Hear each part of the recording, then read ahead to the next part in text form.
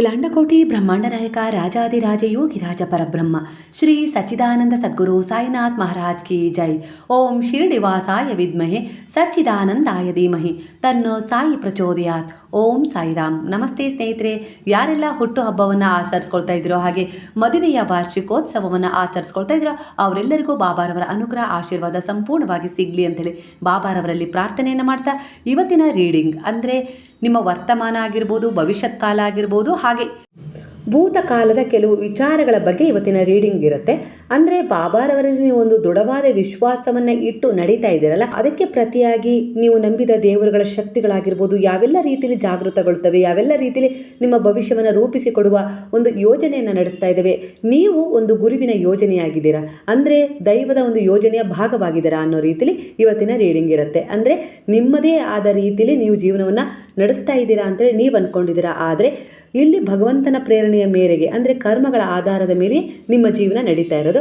ಅದು ಕಷ್ಟ ಸಿಕ್ಕಿರ್ಬೋದು, ಸುಖ ಸಿಕ್ಕಿರ್ಬೋದು, ಇನ್ಯಾವುದೇ ರೀತಿ ವಿಚಾರಗಳಲ್ಲಿ ನೀವು ಪರಿವರ್ತನೆಯನ್ನು ಕಾಣ್ತಾ ಇಲ್ಲ ಅಂದರೆ ಎಲ್ಲದಕ್ಕೂ ಕೂಡ ಕರ್ಮ ಫಲವೇ ಕಾರಣವಾಗಿರುತ್ತೆ. ಆ ಕರ್ಮ ಫಲವನ್ನು ಯಾವ ರೀತಿ ಬದಲಾಯಿಸ್ಕೊಳ್ಬೋದು, ಆ ಎಲ್ಲ ರೀತಿಯ ಸ್ವತಂತ್ರತೆಯನ್ನು ಭಗವಂತ ನಮಗೆ ಕೊಟ್ಟಿದ್ದಾರಾ ಅನ್ನೋ ರೀತಿಯಲ್ಲಿ ಇವತ್ತಿನ ರೀಡಿಂಗ್ ಕೂಡ ಆಗಿರುತ್ತೆ. ಹಾಗೆ ಇವತ್ತಿನ ಮೊದಲನೇದಾಗಿ ಸ್ನೇಹಿತರೆ, ಇದು ಒಂದು ಟೈಮ್ಲೆಸ್ ಜನರಲ್ ರೀಡಿಂಗ್ ಆಗಿರುತ್ತೆ. ಹಾಗೆ ಇದು ಕನೆಕ್ಟಿವ್ ಎನರ್ಜಿಯಲ್ಲಿರುತ್ತೆ. ಯಾವ ಸಮಯದಲ್ಲಿ ನೀವು ಈ ರೀಡಿಂಗ್ನ ನೋಡ್ತಾ ಹೋಗ್ತೀರೋ ಇದರಲ್ಲಿರೋ ವಿಚಾರಗಳು ನಿಮಗೆ ಕನೆಕ್ಟ್ ಆಗ್ತವೆ, ಅಂದರೆ ರೆಸೊನೇಟ್ ಆಗ್ತವೆ. ಅದರ ಪ್ರಕಾರ ನೀವು ಕೆಲವು ತೀರ್ಮಾನಗಳನ್ನು ತಗೊಳ್ಬೋದು, ಹಾಗೆ ಬ್ಲೆಸ್ಸಿಂಗ್ಗಳನ್ನು ಸ್ವೀಕಾರ ಮಾಡ್ಕೊಳ್ಬೋದು, ಹಾಗೆ ಪರಿವರ್ತನೆಗಳನ್ನು ಕಂಡುಕೊಳ್ಬೋದು. ಹಾಗೆ ನಾನು ವೈಯಕ್ತಿಕ ರೀಡಿಂಗ್ ಮಾಡೋದಿಲ್ಲ, ಹಾಗೆ ಇದು ವೈಯಕ್ತಿಕ ರೀಡಿಂಗ್ ಕೂಡ ಆಗಿರೋದಿಲ್ಲ, ಇದು ಜನರಲ್ ರೀಡಿಂಗ್ ಆಗಿರುತ್ತೆ. ಇದರಲ್ಲಿರುವ ಎಲ್ಲ ವಿಚಾರಗಳು ಎಲ್ಲರಿಗೂ ಕನೆಕ್ಟ್ ಆಗಬೇಕು ಅಂತ ಏನಿಲ್ಲ. ಅವರವರ ಎನರ್ಜಿಯ ಪ್ರಕಾರ ಈಗಿನ ಸಮಯ ಸಂದಿಗ್ಧ ಪರಿಸ್ಥಿತಿಗಳ ಅನುಗುಣವಾಗಿ ನೀವು ಬಾಬಾರವರಲ್ಲಿ ಒಂದು ವಿಶ್ವಾಸವನ್ನಿಟ್ಟು ಈ ರೀಡಿಂಗ್ನ ನೋಡ್ತಾ ಇದ್ದೀರಾ ಅಂದರೆ ಖಂಡಿತವಾಗಿ ಇದರಲ್ಲಿರುವ ಕೆಲವು ಪರಿವರ್ತನೆಗಳು ನಿಮ್ಮ ಜೀವನಕ್ಕೆ ಅನ್ವಯಿಸ್ತವೆ, ಹಾಗೆ ಬ್ಲೆಸ್ಸಿಂಗ್ಗಳು ನಿಮಗೆ ಸಿಗ್ತವೆ, ಹಾಗೆ ಕೆಲವು ತಿರುವುಗಳನ್ನು ಕೂಡ ನೀವು ತಗೊಳ್ಬೋದು, ಹಾಗೆ ಕೆಲವು ವಿಚಾರಗಳು ರೆಸೊನೇಟ್ ಆಗ್ತಾ ಹೋಗ್ತವೆ. ಅದಕ್ಕೆ ತಕ್ಕ ಹಾಗೆ ನೀವು ಮುಂದೆ ಯಾವ ರೀತಿ ಸಾಗಬೇಕು, ಹಾಗೆ ಯಾವ ರೀತಿ ಕೆಲವು ವಿಚಾರಗಳಲ್ಲಿ ಸರಿಪಡಿಸ್ಕೊಂಡು ಮುಂದೆ ಹೋಗಬೇಕು ಅನ್ನೋ ವಿಚಾರಗಳು ಕೂಡ ಖಂಡಿತವಾಗಿ ರೆಸೊನೇಟ್ ಆಗ್ತವೆ. ಮೊದಲನೇದಾಗಿ ಬಾಬಾ ನಿಮಗೆ ಇಲ್ಲಿ ಒಂದು ಮೆಸೇಜನ್ನು ಕೊಡ್ತಾ ಇದ್ದಾರೆ. ಅಬಂಡೆನ್ಸ್ ಅಂದರೆ ಸಮೃದ್ಧಿ. ಈ ಸಮಯದಲ್ಲಿ ನೀವು ಯಾವೆಲ್ಲ ವಿಚಾರಗಳಲ್ಲಿ ಒಂದು ಸಮೃದ್ಧಿಯನ್ನು ಬಯಸ್ತಾ ಇದ್ದೀರಾ, ಅದು ಹಣದ ವಿಚಾರದಲ್ಲಾಗಿರ್ಬೋದು, ಯಾರಿಗೋ ಹಣವನ್ನು ಕೊಟ್ಟಿದ್ದೀರಾ, ಬಹಳ ದಿನಗಳಿಂದ ಆ ಹಣ ಬರ್ತಾ ಇಲ್ಲ, ಅಂದರೆ ಏನೋ ಒಂದು ರೀತಿಯಲ್ಲಿ ಕಾರಣ ಹೇಳ್ತಾ ಇದ್ದಾರೆ, ಆದರೆ ಈಗ ನಿಮ್ಮ ಸ್ಥಿತಿ ಸಂದಿಗ್ಧ ಸ್ಥಿತಿಯಾಗಿದೆ, ಹಾಗಾಗಿ ಆ ಹಣ ನಿಮಗೆ ಮರಳಿ ಬರಬೇಕು ಅಂತೇಳಿ ನೀವು ಬಹಳನೇ ಪ್ರಾರ್ಥನೆ ಮಾಡ್ತಿದ್ರೆ. ಈ ವಿಚಾರದ ಬಗ್ಗೆ ನೀವು ಬಹಳಷ್ಟು ಮ್ಯಾನಿಫೆಸ್ಟೇಷನ್ ಮಾಡಿ ಸಕಾರಾತ್ಮಕವಾಗಿ ಯೋಚನೆ ಮಾಡಿ. ಯಾವುದೇ ಕಾರಣಕ್ಕೂ ಅವರಿಗೆ ಬೈಯೋದಾಗಿರ್ಬೋದು, ಶಾಪ ಹಾಕೋದಾಗಿರ್ಬೋದು, ಈ ರೀತಿ ಕೆಲಸವನ್ನು ಮಾಡಲೇಬೇಡಿ ಅನ್ನೋ ರೀತಿಯಲ್ಲಿ ಇಲ್ಲಿ ವಿಚಾರ ಬರ್ತದೆ. ನೀವು ಎಷ್ಟು ಅವರ ಬಗ್ಗೆ ನಕಾರಾತ್ಮಕವಾಗಿ ಚಿಂತಿಸ್ತಿರೋ, ಬೈತಿರೋ, ಇಲ್ಲ ಶಾಪ ಹಾಕ್ತಿರೋ, ಅದರಿಂದ ಏನಾಗುತ್ತೆ ಅಂದರೆ ನೀವೇನು ಬಯಸ್ತಾ ಇದ್ದೀರಲ್ಲ ಆ ವಿಚಾರದಲ್ಲಿ ಅಡೆತಡೆ ಉಂಟಾಗತ್ತೆ. ಅದಕ್ಕೆ ಕಾರಣ ನೀವೇ ಆಗಿರ್ತೀರಾ. ಅಂದರೆ ಕೆಲವೊಂದು ಸಾರಿ ಅವ್ರಿಗೆ ಶಾಪ ಹಾಕೋದಾಗಿರ್ಬೋದು, ಬೈಯೋದಾಗಿರ್ಬೋದು ನೀವು ಮಾಡ್ತಾ ಇದ್ದೀರಾ ಈಗಿನ ಸಂದಿಗ್ಧ ಸ್ಥಿತಿಲಿ, ಆದರೆ ಅದು ತಪ್ಪು ಅನ್ನೋ ರೀತಿಯಲ್ಲಿ ವಿಚಾರ ಬರ್ತದೆ. ಅಂದರೆ ನೀವೆಷ್ಟು ಅವರಿಗೆ ಶಾಪ ಹಾಕ್ತಾ ಹೋಗ್ತಿರೋ ಕರ್ಮ ಮರಳಿ ಮರಳಿ ಮರಳಿ ನಿಮ್ಮನ್ನೇ ಸೇರುತ್ತೆ. ಅಂದರೆ ನೀವು ಒಳ್ಳೆಯ ಉದ್ದೇಶದಿಂದನೇ ಕೊಟ್ಟಿರ್ಬೋದು, ಈಗ ಅವರು ಕೆಟ್ಟ ಉದ್ದೇಶವನ್ನು ಇಟ್ಕೊಂಡೇ ಅದನ್ನು ಕೊಡದೇ ಇರ್ಬೋದು, ಇಲ್ಲ ಅವ್ರಿಗೆ ಕೊಡೋಕ್ಕಾಗದೇ ಇರ್ಬೋದು, ಇಲ್ಲ ಅವ್ರಿಗೆ ಯಾವುದೇ ರೀತಿ ಕಷ್ಟ ಆಗಿರ್ಬೋದು, ಒತ್ತಡ ಆಗಿರ್ಬೋದು, ಅವು ಯಾವ ಪರಿಸ್ಥಿತಿನೂ ನಿಮಗೆ ಗೊತ್ತಿರೋದಿಲ್ಲ. ಹಾಗಾಗಿ ನೀವು ಯಾರನ್ನೂ ಜಡ್ಜ್ ಮಾಡೋ ಹಾಗಿಲ್ಲ ಅನ್ನೋ ರೀತಿಯಲ್ಲಿ ವಿಚಾರ ಬರ್ತದೆ. ಆದರೆ ನಿಮ್ಮ ಹಣ ಖಂಡಿತವಾಗಿಯೂ ಬರುತ್ತೆ. ಅದಕ್ಕೋಸ್ಕರ ನೀವು ಸಕಾರಾತ್ಮಕವಾಗಿ ಚಿಂತಿಸಿ, ಹಾಗೆ ಒಂದು ಪ್ರಾರ್ಥನೆ ಮಾಡಿ, ಮ್ಯಾನಿಫೆಸ್ಟೇಷನ್ ಮಾಡಿ ಅನ್ನೋ ರೀತಿಯಲ್ಲಿ ಬಾಬಾ ಹೇಳ್ತಿದ್ದಾರೆ. ನೀವು ಏನು ಕೊಟ್ಟಿದ್ದೀರೋ ನಿಮ್ಮದು ಅನ್ನೋದನ್ನು ನಾನು ನಿಮ್ಗೆ ಅದನ್ನು ಮರಳಿ ಕೊಡ್ತೀನಿ. ಯಾಕಂದರೆ ನನ್ನ ಮೇಲೆ ನೀವು ನಂಬಿಕೆ ಇಟ್ಟಿದ್ದೀರಾ ಅಂದರೆ ಅದು ಯಾವುದೇ ಕಾರಣಕ್ಕೂ ಹುಸಿ ಆಗೋದಿಲ್ಲ ಆ ನಂಬಿಕೆ ಅನ್ನೋ ರೀತಿಯಲ್ಲಿ ಇಲ್ಲಿ ಭರವಸೆ ಕೊಡ್ತಾ ಇದ್ದಾರೆ. ಅವರಿಗೆ ಶಾಪ ಹಾಕೋದಾಗಿರ್ಬೋದು, ಕೆಟ್ಟದನ್ನು ಬಯಸೋದಾಗಿರ್ಬೋದು ಮಾಡಿ ನಿಮ್ಮ ಕರ್ಮವನ್ನು ವೃದ್ಧಿ ಮಾಡ್ಕೊಳ್ಬೇಡಿ ಅನ್ನೋ ರೀತಿಯಲ್ಲಿ ಇಲ್ಲಿ ಬಾಬಾ ನಿಮಗೆ ಸಜೆಷನ್ ಅಂತಲೇ ಅಂದ್ಕೊಳ್ಳಿ, ಆ ರೀತಿಯ ಒಂದು ಮಾರ್ಗದರ್ಶನ ಬರ್ತಾ ಇದೆ. ಅಂದರೆ ನೀವು ಕೊಟ್ಟಿದ್ದೀರಾ, ಈಗಾಗಲೇ ನಿಮ್ಮ ಕೈಲಾಗಿರೋ ದುಡ್ಡನ್ನು ಸಹಾಯದ ರೂಪದಲ್ಲಿ ಅವರಿಗೆ ಯಾವುದೋ ಒಂದು ರೀತಿಯಲ್ಲಿ ಉಪಯೋಗ ಆಗುವಂಥ ಸಂದರ್ಭದಲ್ಲಿ ಕೊಟ್ಟಿದ್ದೀರಾ. ಆದರೆ ಯಾವ ಪರಿಸ್ಥಿತಿಯಿಂದ ಅವ್ರು ಕೊಡ್ತಾ ಇಲ್ವೋ ನಿಮಗೆ ಗೊತ್ತಿದ್ರೂ ಕೆಲವೊಂದು ಸಾರಿ ಅದು ತಪ್ಪಾಗಿಯೂ ಇರ್ಬೋದು. ಹಾಗಾಗಿ ನೀವು ಮ್ಯಾನಿಫೆಸ್ಟೇಷನ್ ಮಾಡಿ, ಅಂದರೆ ಅದ್ರ ಬಗ್ಗೆ, ಅಂದರೆ ಒಳ್ಳೆಯ ಮನಸ್ಸಿನಿಂದ ಕೊಟ್ಟಿದ್ದೀನಿ, ಅವ್ರಿಗೆ ಒಳ್ಳೇದಾಗಲಿ ಅಂತ ಹೇಳಿ ಅವ್ರ ಕಷ್ಟ ಕಾಲಕ್ಕೆ ಕೊಟ್ಟಿದ್ದೀನಿ, ಹಾಗಾಗಿ ಆ ಹಣ ನಾನು ಹೇಗೆ ಕೊಟ್ಟಿದ್ದೀನೋ ಅದೇ ರೀತಿ ಅದು ನನಗೆ ಮರಳಿ ಬರಬೇಕು ತಂದೆ ಅಂತೇಳಿ ಒಂದು ಪ್ರಾರ್ಥನೆ ಮಾಡಿ. ಆ ಪ್ರಾರ್ಥನೆ ಖಂಡಿತವಾಗಿಯೂ ಆ ಸಮಯ ಆಗಿರ್ಬೋದು, ಆ ಸಂದಿಗ್ಧತೆ ಆಗಿರ್ಬೋದು, ಇಲ್ಲ ಅವರ ಮನಸ್ಥಿತಿಯನ್ನಾಗಿರ್ಬೋದು ಖಂಡಿತ ಬದಲಾಯಿಸಿ ನಿಮ್ಮ ಹಣವನ್ನು ನಿಮ್ಮ ಬಳಿ ಮರಳುವಂತೆ ಮಾಡುತ್ತೆ. ಅದೇ ಶಾಪ ಹಾಕಿದಾಗ, ಇಲ್ಲ ಖಿನ್ನತೆಯಿಂದ ಮಾನಸಿಕವಾಗಿ ಕುಗ್ಗಿ ಅವರಿಗೆ ಬೈದಾಗ ಏನಾಗುತ್ತೆ ಅಂದರೆ ಅದರಲ್ಲಿ ಅಡೆತಡೆಗಳು ಉಂಟಾಗುತ್ತೆ. ಯಾಕಂದರೆ ಅದನ್ನು ಪಡ್ಕೊಳ್ಳೋ ಅಂಥ ಚೇತನಾಶಕ್ತಿ ನಿಮ್ಮಲ್ಲೇ ಕಳ್ಕೊಂಡ್ಬಿಟ್ಟಿರ್ತೀರ. ಆದರೆ ನಕಾರಾತ್ಮಕವಾಗಿ ಯೋಚಿಸಿ ದುರ್ಬಲತೆಗೆ ಜಾರಿ. ಹಾಗಾಗಿ ಆ ರೀತಿ ಮಾಡಬೇಡಿ. ಸಕಾರಾತ್ಮಕವಾಗಿ ನೀವು ಯೋಚಿಸಿ, ಚಿಂತಿಸಿ, ಖಂಡಿತ ನಿಮ್ಮದು ಅನ್ನೋದು ಏನಿದೆಯೋ ಅದನ್ನು ನಾನು ನಿಮಗೆ ಕೊಡಿಸಿಯೇ ತೀರ್ತೀನಿ ಅನ್ನೋ ರೀತಿಯಲ್ಲಿ ಇಲ್ಲಿ ಬಾಬಾ ಹೇಳ್ತಾ ಇದ್ದಾರೆ. ಅಂದರೆ ಈಗಿನ ಸ್ಥಿತಿಗೆ ಅನುಗುಣವಾಗಿ ನೀವು ಭಗವಂತನ ಮೊರೆ ಹೋಗಿ ಅನ್ನೋ ರೀತಿಯಲ್ಲಿ ಹೇಳ್ತಾ ಇದ್ದಾರೆ ವಿಚಾರ. ಅಂದರೆ ಗುರುವಿನ ಮೊರೆ ಹೋದಾಗ, ನೀವು ನಂಬಿದ ದೈವದ ಮೊರೆ ಹೋದಾಗ ಏನಾಗುತ್ತೆ ಅಂದರೆ ಅಲ್ಲಿ ನಿಮಗೆ ಒಂದು ಸಹಾಯ ಸಿಗುತ್ತೆ. ಯಾವ ರೀತಿ ಅಂದರೆ ಯಾರೋ ಮಧ್ಯ ಪ್ರವೇಶ ಮಾಡಿ ಆ ಹಣವನ್ನು ಇಸ್ಕೊಡೋದಾಗಿರ್ಬೋದು, ಇಲ್ಲ ಅವ್ರ ಮನಸ್ಸಿಗೆ ಒಂದು ಗಿಲ್ಟ್ ಫೀಲ್ ಆಗಿ ನಾ ಮಾಡ್ತಾ ಇರೋದು ತಪ್ಪು, ನಾವು ಈ ರೀತಿ ಮೋಸ ಮಾಡಿದರೆ ನನಗೆ ಒಳ್ಳೇದಾಗಲ್ಲ, ನನ್ನ ಮಕ್ಕಳಿಗೆ ಒಳ್ಳೇದಾಗಲ್ಲ ಅನ್ನೋ ರೀತಿಯಲ್ಲಿ ಅವ್ರು ಪರಿವರ್ತನೆ ಹೊಂದೋದಾಗಿರ್ಬೋದು. ಒಟ್ಟಾರೆಯಾಗಿ ನೀವು ಮಾಡುವ ಒಂದು ದೃಢ ಮನಸ್ಸಿನ ಶ್ರೇಷ್ಠವಾದ ಪ್ರಾರ್ಥನೆ ಖಂಡಿತ ಅವರ ಮೇಲೆ ಪ್ರಭಾವ ಬೀರುತ್ತೆ. ಅವರಲ್ಲಿರುವ ಒಂದು ಸುತ್ತಮುತ್ತ ಇರುವ ಕೆಟ್ಟ ನಕಾರಾತ್ಮಕತೆಯನ್ನು ಸೀಳಿ ಹೋಗಿ ಅವ್ರ ಮನಸ್ಸಲ್ಲಿ ಈ ರೀತಿಯ ಒಂದು ಒಳ್ಳೆಯ ಭಾವನೆಯನ್ನು ಮೂಡಿಸಿ ನಿಮ್ಮ ಹಣವನ್ನು ತಿರುಗಿ ಕೊಡುವಂತೆ ಮಾಡುತ್ತೆ ಅನ್ನೋ ರೀತಿಯಲ್ಲಿ ಇಲ್ಲಿ ವಿಚಾರ ಬರ್ತದೆ. ನಿಮ್ಮ ಪ್ರಾರ್ಥನೆಗಂತ ಶಕ್ತಿ ಇದೆ, ಪ್ರಾರ್ಥನೆಗೆ ಶಕ್ತಿ ಇಲ್ಲ ಅಂತ ಹೇಳಬೇಡಿ, ಖಂಡಿತ ಪ್ರಾರ್ಥನೆಗಂತ ಶಕ್ತಿ ಇದೆ. ವಿಶ್ವಾಸ ತುಂಬಿದ ನಿಮ್ಮ ಪವಿತ್ರವಾದ ಪ್ರಾರ್ಥನೆ ಕೆಲಸ ಮಾಡುತ್ತೆ ಅನ್ನೋ ರೀತಿಯಲ್ಲಿ ಇಲ್ಲಿ ವಿಚಾರ ಬರ್ತಾ ಇದೆ. ಹಾಗಾಗಿ ಒಂದು ಸಮೃದ್ಧಿ ನಿಮ್ಮ ಕಡೆ ಆಕರ್ಷಣೆ ಆಗ್ತಾ ಇದೆ. ಅಂದರೆ ಯಾರಿಗೋ ಹಣ ಕೊಟ್ಟದ್ದಾಗಿರ್ಬೋದು, ಇಲ್ಲ ಯಾವುದೋ ರೂಪದಲ್ಲಿ ಬರೋದಾಗಿರ್ಬೋದು, ಅದು ವ್ಯವಹಾರದಲ್ಲೇ ಆಗಿರ್ಬೋದು, ಇನ್ಯಾವುದೋ ರೀತಿಯಲ್ಲಿ ಆಗಿರ್ಬೋದು, ನೀವು ಹಣವನ್ನು ಸಮೃದ್ಧಿಯನ್ನು ನಿಮ್ಮ ಕಡೆ ಆಕರ್ಷಣೆ ಮಾಡ್ಕೊಳ್ತೀರ ಒಂದು ತಿಂಗಳಲ್ಲಿ ಅನ್ನೋ ರೀತಿಯಲ್ಲಿ ಇಲ್ಲಿ ವಿಚಾರ ಬರ್ತಾ ಇದೆ. ಅದ್ರ ಬಗ್ಗೆ ಮ್ಯಾನಿಫೆಸ್ಟೇಷನ್ ಮಾಡಿ, ನೀವು ನಂಬಿದ ದೇವರುಗಳಲ್ಲಿ ಪ್ರಾರ್ಥನೆಯನ್ನು ಮಾಡಿ, ನಿಮ್ಮ ನಂಬಿಕೆಗೆ ಎಂದಿಗೂ ಮೋಸ ಆಗೋದಿಲ್ಲ ಅನ್ನೋ ರೀತಿಯಲ್ಲಿ ಇಲ್ಲಿ ವಿಚಾರ ಬರ್ತಾ ಇದೆ. ಹಾಗಾಗಿ ಮ್ಯಾನಿಫೆಸ್ಟೇಷನ್ ದೃಢವಾದ ವಿಶ್ವಾಸದೊಂದಿಗೆ ಮಾಡಿ, ಖಂಡಿತ ನಿಮಗೆ ಬರಬೇಕಾಗಿದ್ದು, ನಿಮಗೆ ದಕ್ಕಬೇಕಾದದ್ದು ಖಂಡಿತವಾಗಿ ಸಿಗುತ್ತೆ. ಇಲ್ಲಿ ಬಾಬಾ ಮೆಸೇಜ್ ಕೊಡ್ತಿದ್ದಾರೆ, ನಿಮ್ಮ ಬಹಳ ಹಿಂದಿನ ದಿನಗಳಲ್ಲಿ ನೀವು ಕೆಲವೊಂದು ವಿಚಾರಗಳನ್ನು ದೂರ ಇಟ್ಟಿದ್ರಿ, ಕೆಲವು ಜನರನ್ನಾಗಿರ್ಬೋದು, ಕೆಲವು ನಕಾರಾತ್ಮಕ ಭಾವಗಳನ್ನಾಗಿರ್ಬೋದು, ಒಟ್ಟಾರೆಯಾಗಿ ನಿಮಗೆ ಕೆಟ್ಟದು ಅಂತ ಹೇಳಿ ಏನು ಅನಿಸಿತ್ತೋ ಅದೆಲ್ಲವನ್ನು ನೀವು ಹಿಂದಿನ ಒಂದೆರಡು ತಿಂಗಳಾಗಿರ್ಬೋದು, ಇಲ್ಲ ವರ್ಷಗಳಾಗಿರ್ಬೋದು, ನಿಮ್ಮ ಜೀವನದಿಂದನೇ ಅವುಗಳನ್ನು ಹೊರಗೆ ಹಾಕಿದ್ದೀರಾ.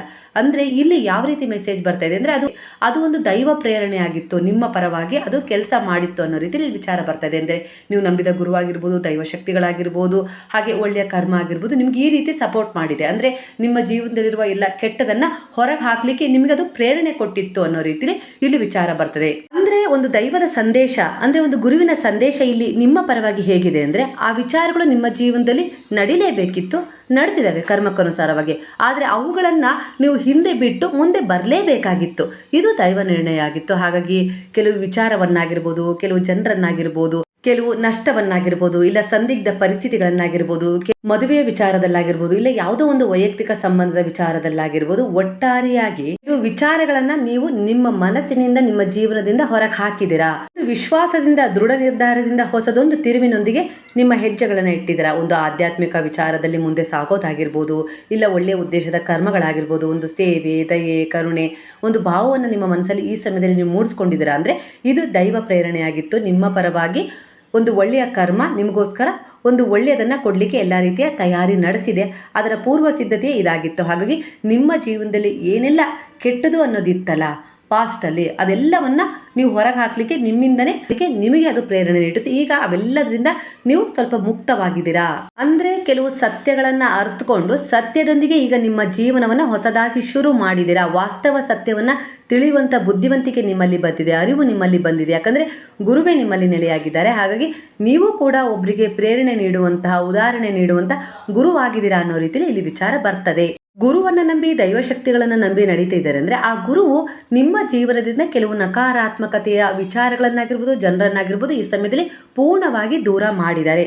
ಅಂದರೆ ನಿಮ್ಮ ಹಿತಶತ್ರುಗಳು, ಅಂದರೆ ನಿಮ್ಮ ಕಣ್ಣ ಮುಂದೆ ಚೆನ್ನಾಗಿದ್ದಾರೆ ಆದರೂ ಕೂಡ ನಿಮಗೆ ಕೆಟ್ಟದನ್ನು ಬಯಸೋರು ಇದ್ದಾರೆ. ಅವರ ಸತ್ಯವೂ ಕೂಡ ನಿಮಗೀಗ ಅರಿವಿಗೆ ಬಂದಿದೆ. ಹಾಗಾಗಿ ನೀವು ಅವ್ರ ಜೊತೆ ಯಾವ ರೀತಿ ಇರಬೇಕು, ಯಾವ ರೀತಿಯಾಗಿ ವ್ಯವಹರಿಸಬೇಕು ಅನ್ನೋದನ್ನು ಚೆನ್ನಾಗಿ ಅರ್ಥ ಮಾಡ್ಕೊಂಡಿದ್ದಾರೆ. ಹಾಗಾಗಿ ಬುದ್ಧಿವಂತಿಕೆಯಿಂದ ಅವರನ್ನು ಯಾವ ರೀತಿ ಇಗ್ನೋರ್ ಮಾಡಬೇಕು ಅನ್ನೋದನ್ನು ಕಲ್ತಿದ್ದಾರೆ. ಅದರ ಪ್ರಕಾರ ನಿಮ್ಮ ಜೀವನ ಈಗ ಒಂದು ಒಳ್ಳೆಯ ರೀತಿಯಲ್ಲಿ ಒಂದು ಸುರಕ್ಷಿತ ಭಾವವನ್ನು ಅನುಭವ ಮಾಡ್ತಾ ಇದೆ ಅನ್ನೋ ರೀತಿಯಲ್ಲಿ ಇಲ್ಲಿ ವಿಚಾರ ಬರ್ತಾ ಇದೆ. ನಿಮ್ಮ ಮನೆಯವರಾಗಿರ್ಬೋದು, ಆಪ್ತರಾಗಿರ್ಬೋದು, ವೈಯಕ್ತಿಕ ಸಂಬಂಧಗಳಲ್ಲಾಗಿರ್ಬೋದು, ಇಲ್ಲ ನಿಮ್ಮ ಪ್ರೀತಿ ಮಾಡಿದವರಾಗಿರ್ಬೋದು, ಒಟ್ಟಾರೆಯಾಗಿ ನೀವು ಯಾರನ್ನು ನಂಬಿದ್ರೋ, ಇಲ್ಲಾಂದರೆ ಕೆಲಸ ಮಾಡೋ ಜಾಗದಲ್ಲಾಗಿರ್ಬೋದು, ಕೆಲವು ದಿಢೀರನೆ ಆದ ಬದಲಾವಣೆಗಳಿಂದ ನಿಮ್ಮ ಜೀವನ ಸ್ವಲ್ಪ ಅಸ್ತವ್ಯಸ್ತ, ಅಂದರೆ ಗಲಿಬಿಲಿಗೊಂಡಿದೆ. ಯಾಕೆ ಹೀಗಾಯಿತು, ನಾನೇನು ಮಾಡಿದೆ, ಇದರಿಂದ ಯಾವ ಸಮಸ್ಯೆ ಎದುರಾಗುತ್ತೆ, ಮುಂದೆ ಏನಾಗುತ್ತೆ ಅನ್ನೋ ರೀತಿಯಲ್ಲಿ ಒತ್ತಡ, ಖಿನ್ನತೆಗೆ ಈ ಸಮಯದಲ್ಲಿ ಜಾರಿದಿರಾ ಅನ್ನೋ ರೀತಿಯಲ್ಲಿ ಬರ್ತಾ ಇದೆ ವಿಚಾರ. ಅಂದರೆ ಇವೆಲ್ಲ ಘಟನೆಗಳು 9 ತಿಂಗಳಿಂದ ನಡೆದಿದೆಯೋ, 9 ವರ್ಷಗಳಿಂದ ಹಿಂದೆ ನಡೆದಿದೆಯೋ, ಇಲ್ಲ 9 ದಿನಗಳ ಹಿಂದೆ ನಡೆದಿದೆಯೋ, 9 ಗಂಟೆಗಳ ಹಿಂದೆ ನಡೆದಿದೆಯೋ, 9 ನಿಮಿಷಗಳ ಹಿಂದೆ ನಡೆದಿದೆಯೋ, ಒಟ್ಟಾರೆಯಾಗಿ ಏರಿಳಿತಗಳನ್ನು ನೀವು ಈ ವಿಚಾರದಲ್ಲಿ ಕಂಡಿದ್ದೀರಾ. ಹಾಗೆ ನೆಗೆಟಿವ್ ಎನರ್ಜಿನ ನಿಮ್ಮಿಂದ ಹೊರಗೆ ಹಾಕಿದ್ದೀರಾ. ಕೆಲವು ವಿಚಾರಗಳಲ್ಲಾಗಿರ್ಬೋದು, ಕೆಲವು ಜನರನ್ನಾಗಿರ್ಬೋದು, ಕೆಲವು ನಿಮ್ಮದೇ ಆದ ಸ್ವಂತ ವಿಚಾರಗಳಾಗಿರ್ಬೋದು, ವೈಯಕ್ತಿಕ ವಿಚಾರಗಳಾಗಿರ್ಬೋದು, ಅವೆಲ್ಲದರಲ್ಲೂ ಒಂದು ಏನು ನೆಗೆಟಿವ್ ಅನ್ನೋದಿತ್ತು ಅದನ್ನೆಲ್ಲ ಹೊರಗೆ ಹಾಕಿದ್ದೀರಾ. ಒಟ್ಟಾರೆಯಾಗಿ ಈ ಸಮಯದಲ್ಲಿ ನೀವು ಒಂದು ನಕಾರಾತ್ಮಕ ಭಾವದಿಂದ ಮುಕ್ತವಾಗಿದ್ದೀರಾ 90% ಅನ್ನೋಷ್ಟು ಇಲ್ಲಿ ವಿಚಾರ ಬರ್ತಾ ಇದೆ. 9 ಅನ್ನುವ ಸಂಖ್ಯೆ ನಿಮ್ಮ ಜೀವನದಲ್ಲಿ ಪದೇ ಪದೇ ನಿಮಗೆ ಮರಳಿ ಮರಳಿ ಕಾಣಿಸ್ತಾ ಇದೆ, ಇಲ್ಲ ಸಿಗ್ತಾ ಇದೆ, ಅದೇ ರೀತಿಯ ಸಂಖ್ಯೆಗಳನ್ನು ಆಯ್ಕೆ ಮಾಡ್ಕೊಳ್ಳುವ ಅನಿವಾರ್ಯತೆ ಬರ್ತಾ ಇದೆ ಅಂದರೆ ಇಲ್ಲಿ ಸ್ಪಿರಿಚುವಲ್ ಗ್ರೋತ್ ಅನ್ನ ತೋರಿಸ್ತದೆ. ಅಂದರೆ ನೀವು ಆಧ್ಯಾತ್ಮಿಕ ಪಯಣದಲ್ಲಿ ಒಂದು ನಂಬಿಕೆ ಇಟ್ಟು ಈಗ ಸಾಕ್ತಾ ಇದ್ದೀರಾ ಅನ್ನೋ ವಿಚಾರದಲ್ಲಿ ಇಲ್ಲಿ ವಿಚಾರ ಬರ್ತಾ ಇದೆ. ಹಾಗೆ ಈ ಸಂಖ್ಯೆ ಕೇತುವಿಗೆ ಕನೆಕ್ಟ್ ಆಗಿದೆ. ಕೆಲವರ ಎನರ್ಜಿಯ ಪ್ರಕಾರ ಹಿಂದೆ ನೀವು ಒಂದು ಕರ್ಮಕ್ಕೆ ಅಂಟ್ಕೊಂಡಿದ್ರಿ, ಅಂದರೆ ಅನಿವಾರ್ಯವಾಗಿ ಅವ್ರ ಜೊತೆ ನಾನು ಇರಲೇಬೇಕು ಅನ್ನೋ ರೀತಿಯಲ್ಲಿ ಸಹಿಸ್ಕೊಂಡಿದ್ರಿ. ಕೆಲವು ವಿಚಾರಗಳನ್ನಾಗಿರ್ಬೋದು, ಕೆಲವು ನಕಾರಾತ್ಮಕ ಭಾವಗಳನ್ನಾಗಿರ್ಬೋದು, ಅವ್ರು ಯಾವ ರೀತಿ ಒತ್ತಡ ನಿಮ್ಮ ಮೇಲೆ ಹೇರ್ತಾ ಇದ್ರು ಅವೆಲ್ಲವನ್ನ ಬಲವಂತವಾಗಿ ಸಹಿಸ್ಕೊಳ್ತಾ ಇದ್ರಿ ಅನ್ನೋ ರೀತಿಯಲ್ಲಿ ಇಲ್ಲಿ ವಿಚಾರ ಬರ್ತದೆ. ಈಗ ಅದರಿಂದ ನೀವು ಒಂದು ಭಿನ್ನವಾದ ಅನುಭವವನ್ನು ಹೊಂದುತ್ತಾ ಇದ್ದೀರಿ, ಅಂದರೆ ಭಿನ್ನವಾದ ದಾರಿಯನ್ನು ಆಯ್ಕೆ ಮಾಡ್ಕೊಂಡಿದ್ರೆ ಅದೇ ಆಧ್ಯಾತ್ಮಿಕ ಪಯಣ. ಅದು ನಿಮಗೆ ವಿಭಿನ್ನವಾದ ದಾರಿಗಳನ್ನು ಪರಿಚಯ ಮಾಡಿಸ್ತಾ ಇದೆ.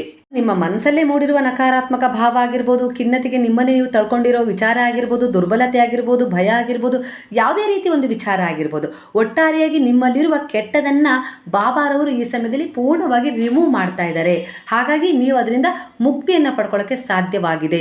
ಹಾಗಾಗಿ ಇಲ್ಲಿ ಬಾಬಾರವರು ನಿಮ್ಮ ಜೀವನದಲ್ಲಿ ಬಂದ ಮೇಲೆ ಕೆಲವು ವಿಚಾರಗಳನ್ನಾಗಿರ್ಬೋದು, ಕೆಲವು ಜನರನ್ನಾಗಿರ್ಬೋದು ಬೇರು ಸಮೇತ ಕಿತ್ತು ಎಸ್ತಿದ್ದಾರೆ. ನಿಮ್ಗೆ ಯಾವುದು ಒಳ್ಳೆಯದೋ ಆ ದಾರಿಯಲ್ಲಿ, ಆ ಪಥದಲ್ಲಿ ನಿಮ್ಮನ್ನು ಸಾಗಿಸ್ಲಿಕ್ಕೆ ಎಲ್ಲ ರೀತಿಯ ತಯಾರಿಯನ್ನು ನಡೆಸ್ತಾ ಇದ್ದಾರೆ. ನಿಮಗೆ ಯಾವುದು ಒಳ್ಳೆಯದು, ನೀವು ಯಾವುದನ್ನ ಬಯಸ್ತಾ ಇದ್ದೀರೋ, ಯಾವ ಕನಸನ್ನು ಕಂಡಿದ್ದೀರೋ, ಯಾವ ಇಚ್ಛೆಯನ್ನು ಕಂಡಿದ್ದೀರೋ, ಅದರಲ್ಲಿ ಯಾವ ರೀತಿಯ ಬಾಧೆಗಳು ಉಂಟಾಗ್ತಾ ಇದ್ವಲ್ಲ, ಯಾರು ಮಾಡ್ತಾ ಇದ್ದಾರಲ್ಲ ಆ ಬಾಧೆಗಳನ್ನು, ಅವೆಲ್ಲ ಜನರನ್ನು, ಅಂತಹ ಎಲ್ಲ ನಕಾರಾತ್ಮಕತೆಯನ್ನು ಬೇರು ಸಮೇತ ಕಿತ್ತು ಎಸಿತಾ ಇದ್ದಾರೆ.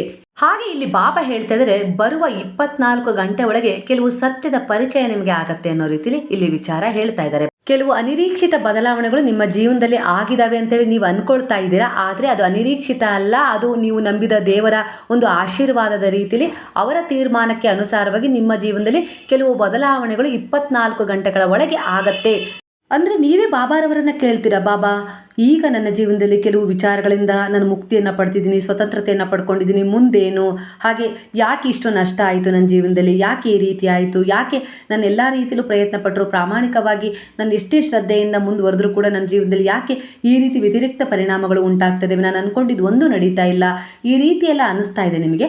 ಈ ಸಂದರ್ಭದಲ್ಲಿ ಯಾಕೆ ಇಷ್ಟು ಬದಲಾವಣೆಗಳು, ಯಾಕೆ ಇಷ್ಟು ಒಂದು ಗಲಿಬಿಲಿಗೊಂಡಿತ್ತು ನನ್ನ ಜೀವನ, ನನಗೆ ಯಾಕೆ ಇಷ್ಟು ಅನ್ಯಾಯ ಆಗ್ತಾಯಿದೆ, ನಾನೇ ಯಾಕೆ ಕೆಲವು ಸಮಸ್ಯೆಗಳಿಂದ ಹೊರಗೆ ಬರೋಕ್ಕಾಗ್ತಾ ಇಲ್ಲ, ಇನ್ನೇನು ಆಯಿತು ಅಂತ ಅಂದ್ಕೊಳ್ತೀನಿ, ಆದರೆ ಆ ಕೆಲಸ ಅಡೆತಡೆಗಳಿಂದ ಮತ್ತೆ ಅಲ್ಲೇ ನಿಲ್ತಾ ಇದೆ, ನನಗೆ ತುಂಬಾ ಕಷ್ಟ ಆಗಿದೆ, ಕೆಲವು ಪರಿಸ್ಥಿತಿಗಳಲ್ಲಿ ಅನಿವಾರ್ಯವಾಗಿ ನನ್ನನ್ನು ಸಿಕ್ಸ್ ಹಾಕಿದ್ದಾರೆ, ನಾನು ನ್ಯಾಯಕ್ಕಾಗಿ ತುಂಬ ವರ್ಷಗಳಿಂದ, ತುಂಬ ತಿಂಗಳುಗಳಿಂದ ಹೋರಾಟ ಮಾಡ್ತಿದ್ದೀನಿ, ಅದರಲ್ಲಿ ಯಾವುದೇ ರೀತಿ ಬದಲಾವಣೆ ಕಾಣ್ತಾ ಇಲ್ಲ, ಯಾಕೆ, ಏನು, ಎತ್ತ ಅಂತ ಪ್ರಶ್ನೆಯನ್ನು ಮಾಡ್ತಾ ಇದ್ದೀರಾ. ಈ ಸಂದರ್ಭದಲ್ಲಿ ಇಲ್ಲಿ ಬಾಬಾ ಹೇಳ್ತಾ ಇದ್ದಾರೆ, ನಿಮಗೆ ನನಗೆಲ್ಲ ಗೊತ್ತಿದೆ, ನೀವು ಚಿಂತೆ ಮಾಡಬೇಡಿ, ನನಗೆಲ್ಲ ತಿಳಿದಿದೆ, ನಾನು ಗಮನಿಸ್ತಾ ಇದ್ದೀನಿ ನಿಮ್ಮನ್ನು, ನೀವು ಏನು ಕೇಳ್ತಾ ಇದ್ದೀರಾ, ಯಾವ ವಿಚಾರದಲ್ಲಿ ಸ್ಟ್ರಗಲ್ ಮಾಡ್ತಾ ಇದ್ದೀರಾ, ಎಲ್ಲವೂ ತಿಳಿದಿದೆ ಬಾಬಾರವರಿಗೆ.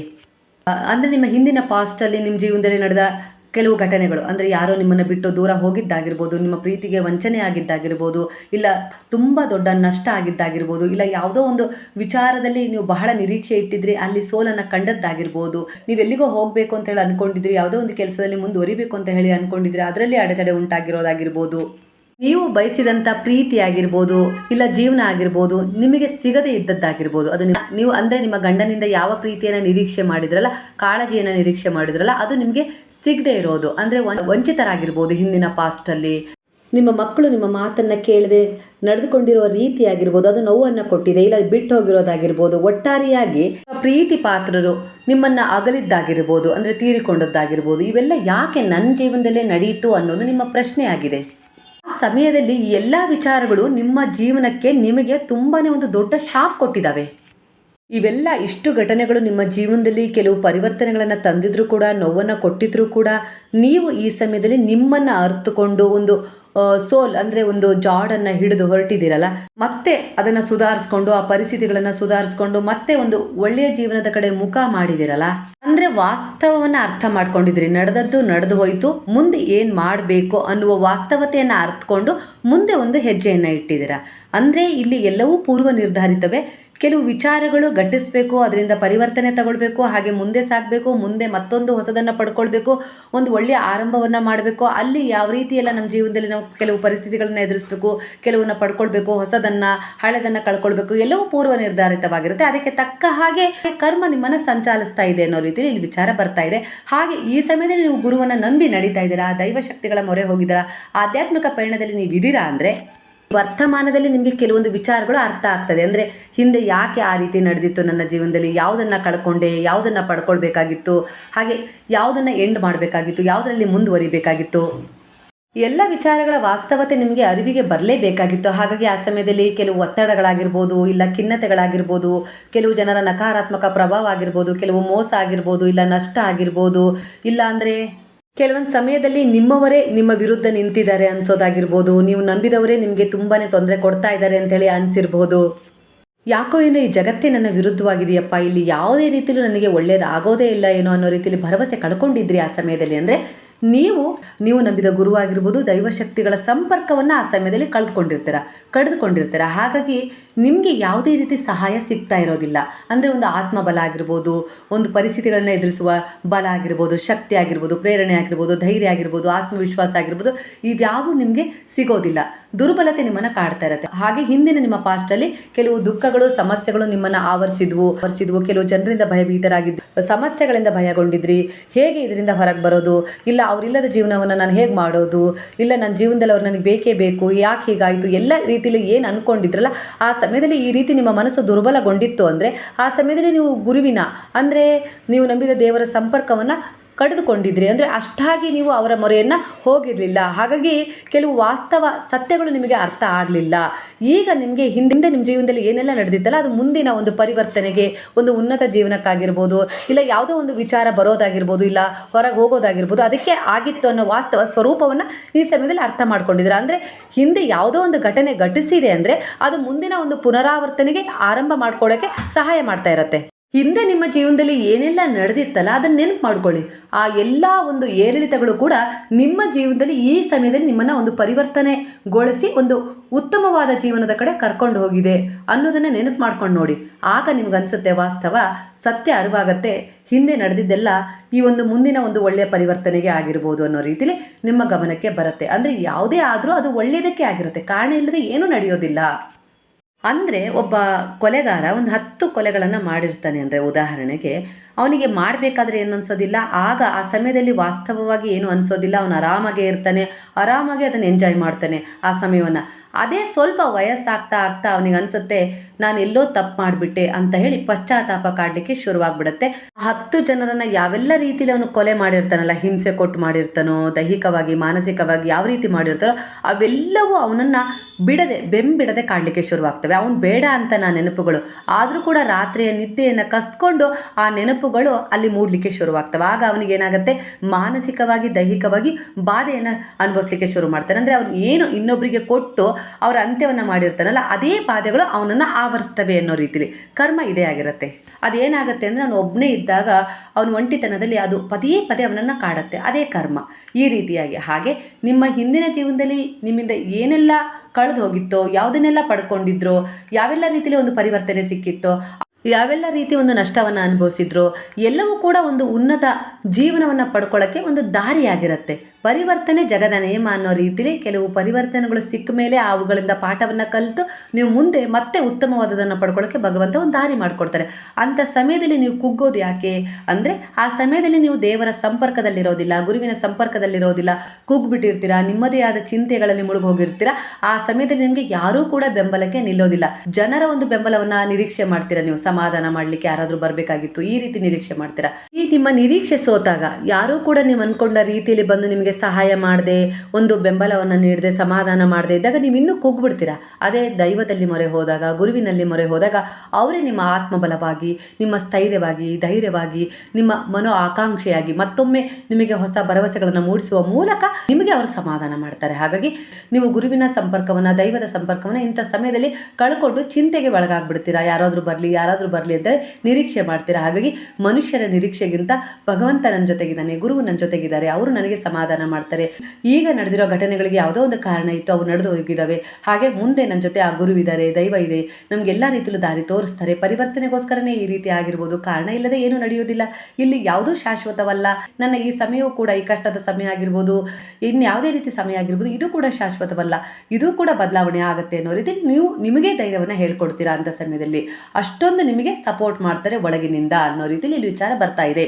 ಇಲ್ಲಿ ಯಾವುದು ಕೂಡ ಶಾಶ್ವತವಲ್ಲ. ಕಷ್ಟನೇ ಆಗಿರ್ಬೋದು, ಸುಖನೇ ಆಗಿರ್ಬೋದು, ನಾನಾಗಿರ್ಬೋದು, ಈ ಜಗತ್ತಾಗಿರ್ಬೋದು, ಯಾವುದು ಕೂಡ ಶಾಶ್ವತ ಅಲ್ಲ. ಹಾಗೆ ನನ್ನ ಎದುರಿಗಿರುವ ಕಷ್ಟದ ಪರಿಸ್ಥಿತಿಗಳಾಗಿರ್ಬೋದು, ಕೆಟ್ಟ ಜನರಾಗಿರ್ಬೋದು, ಶತ್ರುಗಳಾಗಿರ್ಬೋದು, ನಕಾರಾತ್ಮಕ ವಿಚಾರಗಳಾಗಿರಬಹುದು, ಇವರು ಕೂಡ ಶಾಶ್ವತವಲ್ಲ. ಒಂದಲ್ಲ ಒಂದು ದಿನ ಅಳಿತಾರೆ ಅನ್ನೋ ರೀತಿಯಲ್ಲಿ ನೀವು ದೃಢ ವಿಶ್ವಾಸದಿಂದ ಮುಂದೆ ಸಾಗ್ತೀರಾ. ಅಷ್ಟೊಂದು ಧೈರ್ಯ, ಸಮರ್ಥತೆ, ಸಕ್ಷಮತೆ ನಿಮ್ಮಲ್ಲೇ ಮೂಡುತ್ತೆ ಗುರುವಿನ ದೇವರ ಸಂಪರ್ಕದಲ್ಲಿದ್ದಾಗ.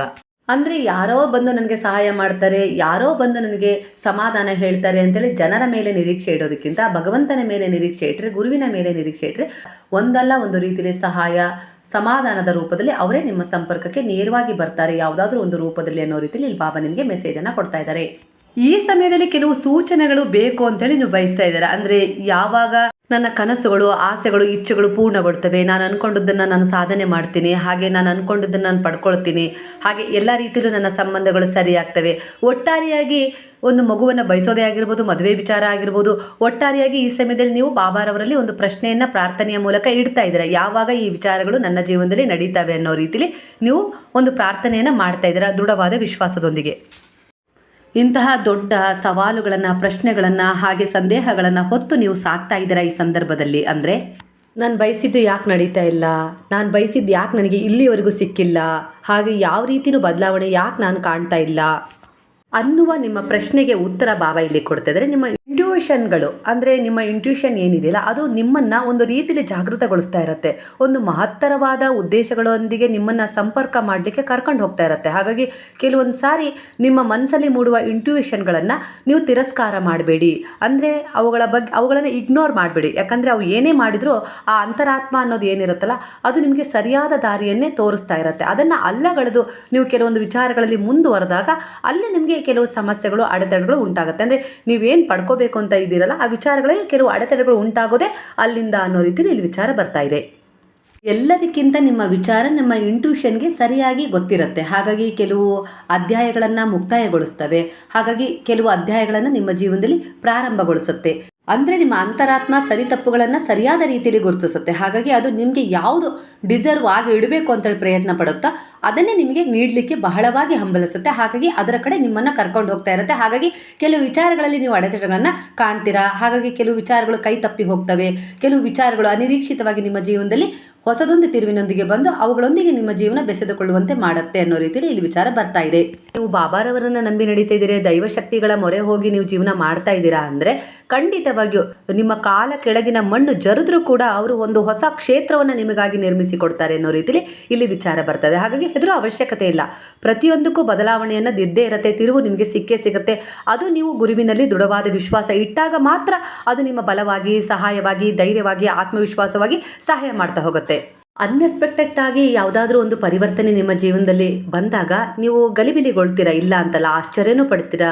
ಇದು ಯಾಕೆ ಹೀಗಾಯಿತು, ಏನಿದು ಅಂತೇಳಿ ನಿಮಗೆ ಅನಿಸುತ್ತೆ. ಆದರೆ ಎಲ್ಲವೂ ಕೂಡ ಅಂದರೆ ಎಲ್ಲದರ ಸತ್ಯ ನಿಮಗೆ ನಿಧಾನವಾಗಿ ಅರ್ಥವಾಗ್ತಾ ಹೋಗುತ್ತೆ. ಆಗ ಖಂಡಿತ ಆ ಸತ್ಯದೊಂದಿಗೆ ನೀವು ಒಂದು ಹೊಸ ತಿರುವನ್ನು ಪ್ರಾರಂಭ ಮಾಡ್ತೀರಾ ಅನ್ನೋ ರೀತಿಲಿ.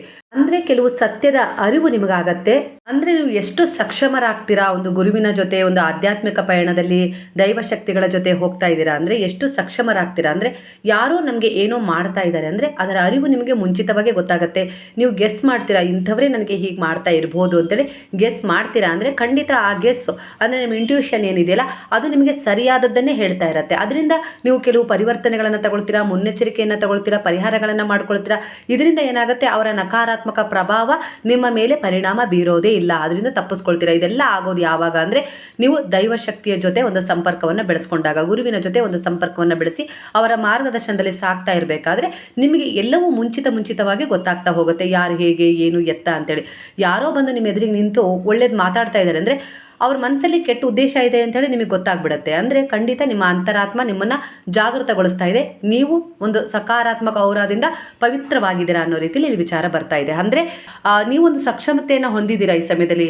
ಯಾವುದು ಕೆಟ್ಟದು, ಯಾರು ಕೆಟ್ಟವರು, ಯಾರು ಒಳ್ಳೆಯವರು, ಯಾವುದನ್ನು ಮಾಡಬೇಕು, ಯಾವುದನ್ನು ಮಾಡಬಾರ್ದು, ಎಲ್ಲ ರೀತಿಯಲ್ಲೂ ಒಂದು ಸಕ್ಷಮತೆಯನ್ನು ಹೊಂದಿ ನಿಮ್ಮ ಜೀವನದಲ್ಲಿ ನೀವು ಮುಂದೆ ಸಾಗ್ತಾ ಇದ್ದೀರಾ. ಅಂದರೆ ನಿಮ್ಮನ್ನು ಆ ಗುರುವು ಆಯ್ಕೆ ಮಾಡ್ಕೊಂಡಿರೋದ್ರಿಂದಲೇ ಈ ಯೋಗ್ಯತೆ ನಿಮಗೆ ಸಿಕ್ಕಿರೋದು. ಇದರಿಂದ ನಿಮ್ಮ ಭವಿಷ್ಯ, ನಿಮ್ಮ ಜೀವನ ಪರಿಪೂರ್ಣವಾಗಿ ಒಂದು ಒಳ್ಳೆಯ ದಡವನ್ನು ಇರುತ್ತೆ. ನೀವು ಅಂದ್ಕೊಂಡಿರೋ ಸಾಧನೆಯನ್ನು ನೀವು ಮಾಡ್ತೀರಾ. ನಿಮ್ಮ ಮಕ್ಕಳ ವಿಚಾರದಲ್ಲೂ ಕೂಡ ನೀವು ಅವರಿಗೆ ಒಂದು ಪ್ರೇರಣೆಯನ್ನು ನೀಡಿ ಅವರ ಒಂದು ಪರಿವರ್ತನೆಗೆ ಕಾರಣವಾಗ್ತೀರಿ. ಇದರಿಂದ ನೀವು ಏನು ಅಂದ್ಕೊಂಡಿದ್ದೀರಲ್ಲ ಅದರಲ್ಲಿ ತುಂಬಾ ಕೆಟ್ಟದಿತ್ತು ಅಂದ್ಕೊಂಡ್ರು ಅದರಲ್ಲಿ ನೀವು ಮುಕ್ಕಾಲು ಪಾಲಷ್ಟು ಆ ಕೆಟ್ಟದನ್ನು ನಿವಾರಣೆ ಮಾಡಿಕೊಂಡು ಒಳ್ಳೆಯದನ್ನು ತುಂಬಿಸ್ಕೊಳ್ತೀರ ನಿಮ್ಮ ಜೀವನದಲ್ಲಿ. ಅಂತಹ ಆತ್ಮಬಲ, ಅಂಥ ಆತ್ಮಶಕ್ತಿ, ಅಂಥ ಪರಿವರ್ತನೆ, ಅಂಥ ಶುದ್ಧವಾದ ಪ್ರಾರ್ಥನೆ, ಅಂಥ ವ್ಯಕ್ತಿತ್ವ ನಿಮ್ಮದಾಗಿದೆ. ಹಾಗಾಗಿ ಗುರು ನಿಮ್ಮನ್ನು ಆಯ್ಕೆ ಮಾಡ್ಕೊಂಡಿದ್ದಾರೆ. ನಿಮ್ಮ ಒಂದು ಪ್ರಾರ್ಥನೆಯ ಮೂಲಕ ನಿಮ್ಮ ಕುಟುಂಬ ಎಲ್ಲ ರೀತಿಯಲ್ಲೂ ಸುರಕ್ಷಿತವಾಗಿರುತ್ತೆ ಅನ್ನೋದು ಗುರುವಿನ ಒಂದು ಉದ್ದೇಶವಾಗಿದೆ. ಹಾಗಾಗಿ ಆ ಕುಟುಂಬದಲ್ಲಿ ಗುರು ನಿಮ್ಮನ್ನು ಆಯ್ಕೆ ಮಾಡಿಕೊಂಡು ನಿಮ್ಮ ಮೂಲಕ ಅವರಲ್ಲಿ ಪರಿವರ್ತನೆಯನ್ನು ತುಂಬಿಸ್ತಾ ಇದ್ದಾರೆ. ಇವತ್ತಿನ ಸಾಯಿ ಟ್ಯಾರೋ ರೀಡಿಂಗಲ್ಲಿ ಬಾಬಾರವರು ನಿಮಗೋಸ್ಕರ ಈ ರೀತಿಯ ಸಂದೇಶವನ್ನು, ವಾಸ್ತವ ಪರಿಸ್ಥಿತಿಯನ್ನು, ಹಾಗೆ ಹಿಂದಿನ ಕೆಟ್ಟ ಅಧ್ಯಾಯಗಳನ್ನು ನಿಮ್ಮ ಜೀವನದಿಂದ ಮುಕ್ತಾಯಗೊಳಿಸುವುದರ ಜೊತೆಗೆ ಹೊಸ ಅಧ್ಯಾಯಗಳನ್ನು ನಿಮ್ಮ ಭವಿಷ್ಯ ರೂಪಿಸುವ ಮಟ್ಟದಲ್ಲಿ ತಗೊಂಡು ಹೋಗಿದ್ದಾರೆ. ಅಂದರೆ ಖಂಡಿತವಾಗಿಯೂ ಇದು ನಿಮ್ಮ ಯೋಗವನ್ನು, ಇದು ನಿಮ್ಮ ಯೋಗ್ಯತೆಯನ್ನು ಅಳೆದು ತೋಗ್ತಾ ಇದೆ. ಹಾಗಾಗಿ ನಿಮ್ಮಲ್ಲಿ ವಿಭಿನ್ನ ಮಟ್ಟದಲ್ಲಿ ನಿಮ್ಮ ಯೋಗ್ಯತೆ ಇದೆ ಅಂದರೆ ನಿಮ್ಮ ಭಾಗ್ಯದಲ್ಲಿ, ಹಾಗೆ ನಿಮ್ಮ ಕರ್ಮಗಳಿಗೆ ಅನುಸಾರವಾಗಿ ನೀವು ಯಾವ ರೀತಿ ಒಂದು ಪ್ರಾರ್ಥನೆಯನ್ನು ಮಾಡ್ತಿದ್ದೀರಲ್ಲ ನಿಮ್ಮ ಜೀವನದಲ್ಲಿ ಒಳ್ಳೆಯದಾಗಬೇಕು ಅಂತೇಳಿ, ಅದು ನಿಮಗೋಸ್ಕರನೇ ಡಿಸರ್ವ್ ಆಗಿದೆ.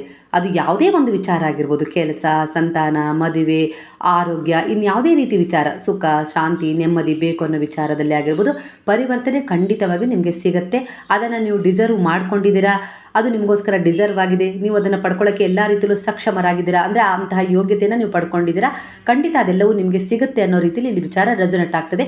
ಈ ವಿಚಾರಗಳು ನಿಮಗೆ ಹತ್ತಿರವಾದರೆ ಬಾಬಾರವರ ಸಂದೇಶ ಖಂಡಿತವಾಗಿ ನಿಮ್ಮ ಜೀವನದಲ್ಲಿ ಕೆಲವು ಪರಿವರ್ತನೆಗಳನ್ನು ತರುತ್ತೆ ಅನ್ನೋ ನಂಬಿಕೆ ನಿಮಗಿದ್ರೆ ಬಾಬಾರವರಿಗೆ ಕೃತಜ್ಞತಾಪೂರ್ವಕವಾಗಿ ಸಾಯಿರಾಮ್ ಅಂತೇಳಿ ಕಮೆಂಟ್ ಮಾಡೋದನ್ನು ಮರಿಬೇಡಿ. ಹಾಗಾದರೆ ಈಗೆಲ್ಲರೂ ಸೇರಿ ಹೇಳೋಣವಾ? ಹರೇ ರಾಮ ರಾಮ ರಾಮ ಹರೇ ಹರೇ, ಹರೇ ಕೃಷ್ಣ ಕೃಷ್ಣ ಕೃಷ್ಣ ಹರೇ ಹರೇ, ಹರೇ ಸಾಯಿ ಸಾಯಿ ಹರೇ ಹರೇ, ಹರೇ ಬಾಬಾ ಬಾಬಾ ಹರೇ ಹರೇ, ಹರೇ ದತ್ತ ದತ್ತ ಹರೇ ಹರೇ.